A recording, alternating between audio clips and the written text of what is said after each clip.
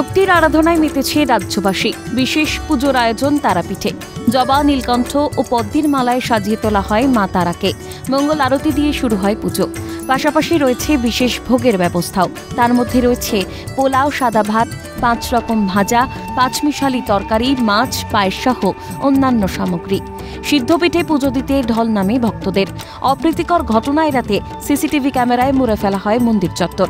সজাগ পুলিশ প্রশাসন। তারা প্রত্যেকে যাতে পুজো দিতে পারে সেই দিকে আমাদের মন্দির কমিটি সজাগ দৃষ্টি রেখেছে।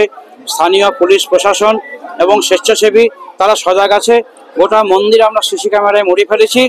ভক্তরা আসছেন, পুজো দিচ্ছেন, অঞ্জলি দিচ্ছেন। আজকে ভোগে যেমন দুপুরে থাকছে পোলাও অন্ন, খিচুড়ি, সাদা অন্ন, পঞ্চন্যান্ন, বিভিন্ন সবজির তরকারি থেকে শুরু করে পরমান্ন, পায়েস, যেটা মিষ্টি।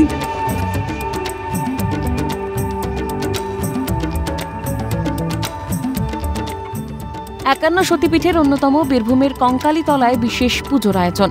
রয়েছে বিশেষ ভোগের ব্যবস্থা। সকাল থেকেই ভক্ত সমাগম মন্দির প্রাঙ্গণে। নজরদারিতে শান্তিনিকেতন থানার পুলিশ।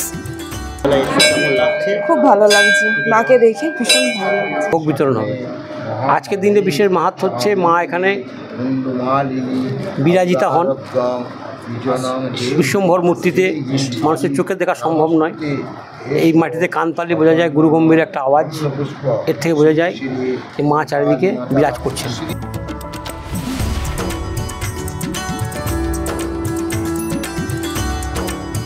বীরভূমের নলাটেশ্বরী মন্দিরে শক্তির আরাধনা।